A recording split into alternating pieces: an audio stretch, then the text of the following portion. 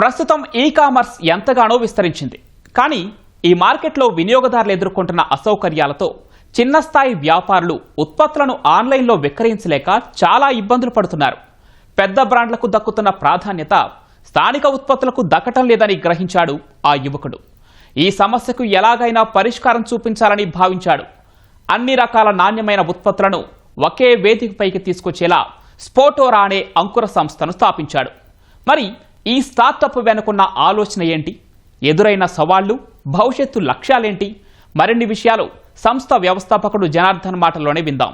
వారిది సామాన్య మధ్యతరగతి కుటుంబం. తల్లిదండ్రులు పడే కష్టాన్ని చూసి ఆర్థికంగా ఎలా అయినా బలోపేతం కావాలని చెప్పేసి చిన్నప్పటి నుంచి కూడా ఎన్నో ఎడుదిరుగులను ఎదుర్కొని బీటెక్ని పూర్తి చేశారు. సాఫ్ట్వేర్ రంగంలో రాణిస్తూ లక్షల్లో జీతం పొందారు. సంతృప్తి లేక ఒక స్టార్టప్ను ప్రారంభించాడు. అతను ప్రారంభించిన స్టార్టప్ ఏంటి, ఆ స్టార్టప్ వల్ల ఎలాంటి ప్రయోజనాలు ఉంటాయి, స్థానికంగా ఉన్న మర్చెంట్స్ని బలోపేతం చేయడానికి ఈ స్టార్టప్ ఎలా ఉపయోగపడుతుంది, మరిన్ని విషయాల్లో మనతో మాట్లాడడానికి తూర్పుగోదావరి జిల్లా ఓలపల్లికి చెందిన జనార్దన్ మనతో పాటు ఉన్నాడు. వారితో మాట్లాడి మరిన్ని విషయాలు తెలుసుకుందాం.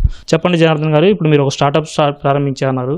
మీ డయాగ్రాము, మీరు ఎక్కడ ఉంటారు, మీ కుటుంబ నేపథ్యం ఏంటి? నా పేరు జనార్దన సాయికృష్ణ అండి. మా ఊరు ఓలపల్లి గ్రామం, బెక్కువల మండలం, ఈస్ట్ గోదావరి డిస్ట్రిక్ట్. మా నాన్నగారి పేరు రామకృష్ణ. ఆయన సాధారణమైన వ్యవసాయం చేస్తూ ఉంటారు. మా అమ్మగారి పేరు సూర్యకుమారి, హౌస్ వైఫ్. మాది ఒక సాధారణమైన మిడిల్ క్లాస్ కుటుంబం. బీటెక్ వచ్చి నా రామచంద్రపురంలో కంప్లీట్ చేసాం యాజ్ ఎ మెకానికల్ ఇంజనీర్. ఆ తర్వాత క్యాంపస్ ఇంటర్వ్యూలో మెకానికల్ స్ట్రీమ్లో నేను 1.5 year పాటు పనిచేశాను. పనిచేసిన తర్వాత నేను అక్కడ మెకానికల్ ఇంజనీరింగ్లో నేను ఫేస్ చేసిన ప్రాబ్లమ్స్ నాకు అంత సంతృప్తికరంగా కనిపించలేదు. దానికోసమని నేను సాఫ్ట్వేర్ మీదకి వెళ్ళాలని సాఫ్ట్వేర్ కోర్సులు నేర్చుకున్నాను. ఎన్నో రాత్రులు నిద్ర లేకుండా సాఫ్ట్వేర్ నేర్చుకుని సాఫ్ట్వేర్ రంగంలోకి ఐటీ ఇండస్ట్రీలో నేను అడుగుపెట్టానండి. 5 yearsలో నేను మంచి ప్యాకేజ్లో సెటిల్ అయ్యాను. అంటే మీరు మెకానికల్ ఇంజనీరింగ్ తీసుకున్నారు, అక్కడ క్యాంపస్ ఇంటర్వ్యూలో మంచి జాబ్ వచ్చింది. తర్వాత మరి సాఫ్ట్వేర్ రంగంలోకి ఎందుకు వెళ్ళారు? తర్వాత అక్కడ ఎన్నాళ్ళు జాబ్ చేశారు, ఎక్కడెక్కడ ఏ ప్రాంతాల్లో జాబ్ చేశారు, అక్కడ మీ జీతం ఎలా ఉండేది, తర్వాత మళ్ళీ ఇటు స్టార్టప్ వైపు ఎందుకు వచ్చారు? నాకు ఎప్పటి నుంచో ఐటీ మీద ఎక్కువ ఫోకస్ చేయాలనిపించింది. ఫస్ట్ ఇయర్లో సిపి అనేసి ఒక సబ్జెక్ట్ ఉండేది. ఆ సిపి అంటే కంప్యూటర్ ప్రోగ్రామింగ్.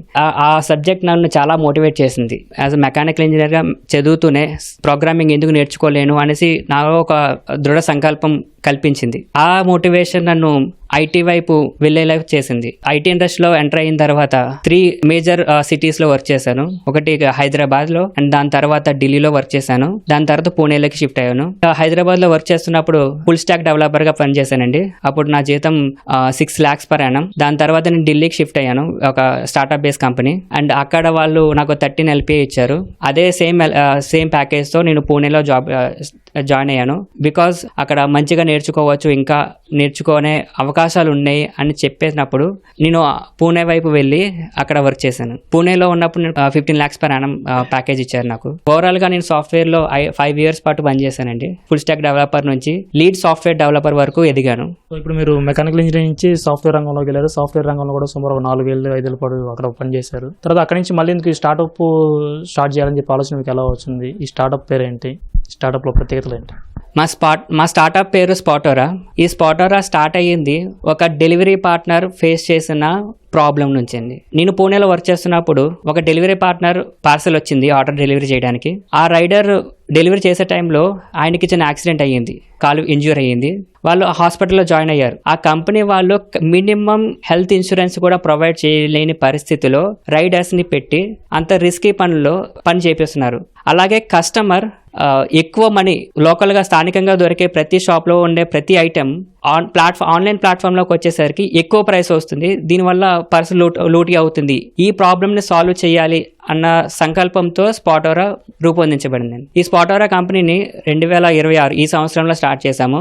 కానీ దీనికి పునాది 2025 సెప్టెంబర్లో పడింది. నేను అక్కడ పూణేలో వర్క్ చేస్తున్నప్పుడు అప్పుడు స్టార్ట్ చేయాలి అనుకున్న స్పాటోరాని 2026 వరకు నేను దాన్ని స్ట్రాంగ్గా బిల్డ్ చేయాలి. అప్లికేషన్ పరంగా కాదు, అప్లికేషన్ ఒక్కటే కాకుండా user interface and real problems solve చేయాలి అన్న సంకల్పంతో ఇంకా మెరుగైన స్థితిలోకి మార్చింది. స్పాటోరా ముఖ్య ఉద్దేశం ఏంటి? దీంట్లో ఎలాంటి మీరు అందుబాటులో ఉంచుతారు? దీని ద్వారా ఎలాంటి ఫెసిలిటీస్ ఇక్కడ ప్రజలకు అందుబాటులో వస్తాయి? స్పాటోరా అనేది ఒక hyper local market place plus community. మేము ఒక స్ట్రాంగ్ కమ్యూనిటీని బిల్డ్ చేస్తున్నాం. ఇది ఏం చేస్తుందంటే లోకల్గా ఉన్న మర్చెంట్స్ని నియర్ బై కస్టమర్స్కి చేరవేస్తుంది. దీనివల్ల మర్చెంట్స్ వాళ్ళ సేల్స్ని బూస్ట్ చేసుకోగలుగుతారు. At the same time as a కస్టమర్గా లోకల్గా దొరికే ప్రతి ఐటమ్ని అఫోర్డబుల్ ప్రైస్లోకి and very trusted and transparent ట్రాన్సాక్షన్స్తో ఈ సేవలని వినియోగించుకోగలుగుతారు. అంటే ఇలాంటి ప్లాట్ఫామ్స్ చాలా ఉన్నాయి ఇప్పటికే. గ్రాసరీస్ కావచ్చు, ఇలాంటి క్లోత్స్ కావచ్చు, ఇలాంటి ఫ్యాషన్ సంబంధించి ఇలా రకరకాల సంబంధించినటువంటి ఒక్కొక్క రకమైన యాప్స్ ఉన్నాయి. మీకు స్పాటర్లో ప్రత్యేకతలు ఏంటి? మీరు తీసుకొచ్చిన స్టార్టప్లో కావచ్చు, మీరు తీసుకొచ్చిన యాప్ కావచ్చు, దీంట్లో ఉన్న ప్రత్యేకతలు ఏంటి? మేము ఓన్లీ ఫుడ్ మాత్రమే ఫోకస్ చేయడం లేదు. ఫుడ్తో పాటు గ్రాసరీస్, కిరాణా, ఫ్యాషన్, ఎలక్ట్రానిక్స్, లోకల్గా దొరికే ప్రతి వస్తువు, ప్రతి item A to Z local కస్టమర్స్కి అందే విధంగా ఈ స్పాటోరా అప్లికేషన్ అండ్ సిస్టమ్ని డెవలప్ చేసాం.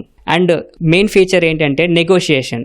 రియల్ వరల్డ్లో ఒక కస్టమర్ షాప్కి వెళ్ళిన తర్వాత ఒక వస్తువు ఎక్కువ ప్రైస్కి వస్తున్నప్పుడు దాన్ని బేరం ఆడతారు. అటువంటి బేరం ఆడే పరిస్థితిని డిజిటలైజ్ చేయాలి.